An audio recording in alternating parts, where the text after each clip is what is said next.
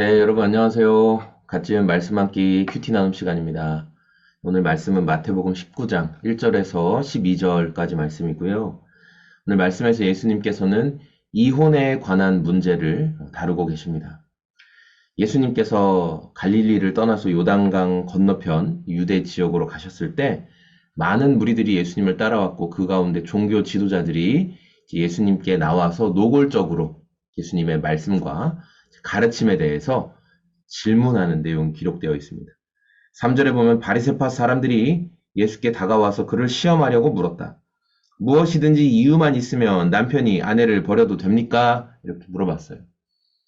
이유가 있다면 남편이 아내를 버리는 것은 합당합니까? 이렇게 질문하죠. 이 질문은 이들이 침례주던 요한이 헤롯의 잘못된 헤로디아가 헤롯과 결혼하게 되는, 사실 그렇게 결혼해서는 안 되는 거였어요. 헤롯이 자기 동생 빌립의 아내를 취해서 그렇게 결혼하는 것은 옳지 않은, 이혼하고 결혼하고 그렇게 되는 것은 옳지 않은 모습이었고, 그것을 침례 요한이 지적해서 침례 요한이 결국은 어찌됐든 죽임을 당하게 됐잖아요. 그러니까 지금 이러한 비슷한 맥락에서 종교 지도자들은 어떻게든 예수님을 함정에 빠뜨리길 원했고, 그래서 예수님에게 이혼 증서를 말하면서 쉽게 이혼하는 것이 과연 맞느냐라고 물어봅니다. 이렇게 질문하는 것도 바리새인 안에도 이제 두 가지 학파가 있어요. 뭐 샴마이 학파, 힐렐 학파. 그래서 율법을 어떻게 보느냐, 어떻게 해석하느냐에 따라 약간 차이가 있는데, 예를 들어 그 샴마이 학파 같은 경우에는 여자가 음행을 했을 경우, 배우자가 음행을 했을 경우에만 이혼이 가능하다라고 말했는데, 이 힐렐 학파는 여성이 어떤 그냥 사소한 잘못을 하더라도 그것을 근거로 이혼을 할 수 있었던 거예요. 예수님은 이들의 이 질문 앞에 하시는 말씀이 뭐였냐면 4절에 예수께서 대답하셨다. 사람을 창조하신 분이 처음부터 그들을 남자와 여자로 지으셨다는 것과, 그러므로 남자는 아버지와 어머니를 떠나서 자기 아내와 합하여 둘이 한 몸이 될 것이다 라는 말씀 너희가 읽어보지 못하였느냐? 라고 예수님께서 오히려 반문하세요.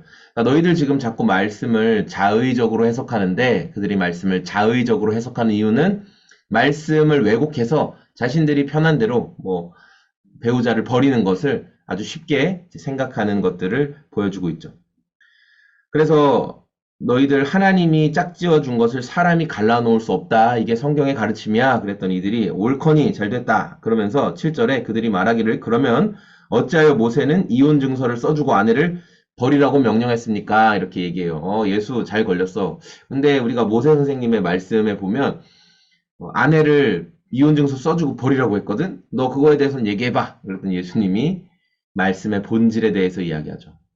왜 모세가 이혼 증서라도 써주고 아내를 이렇게 배우자와 이혼할 수 있게 했냐면, 그 당시 문화는 여성이 보호받지 못하는 문화였어요.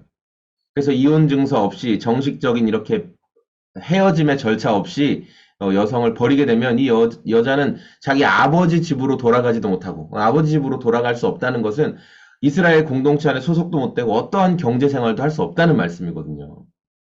그러니까 이 고아와 과부와 같이 특별히 연약한 여인을 보호하기 위해서는 이혼 증서를 써주고 공식적으로 이혼이 됐다라는 걸 인정해 줄 때 이 여인이 살아갈 수 있는 보호 장치가 되는 거예요, 최소한의.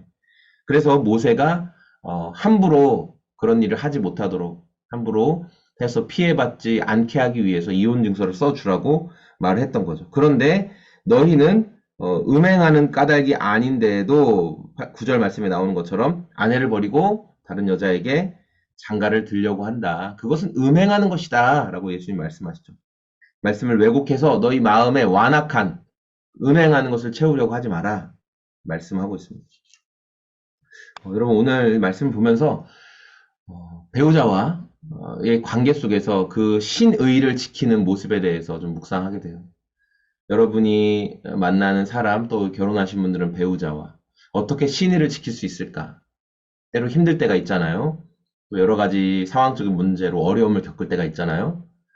자, 그럴 때 우리가 깊이 바라보아야 할 것은 우리를 신부로, 거룩한 주님의 신부로 삼으시고 끝까지 그 신부를 위해 생명을 내어주신 예수님을 바라보아야 한다는 거예요. 예수님이 우리에게 신의를 지키셨죠. 예수님은 자기의 욕망을 위해서 우리를 취하거나 버리거나 하지 않으셨어요. 요새 뭐 이단들 이야기가 넷플릭스에서 엄청 유행이에요. 거기 보니까 이단의 수괴는 자기가 1만 명의 여성과 자는 게 자기 목적이다. 그러면서 엄청나게 많은 여성들에게 성적인 피해를 입히고 그냥 풀려나 있으면 아마 지금도 그런 일을 계속 하려고 했겠죠.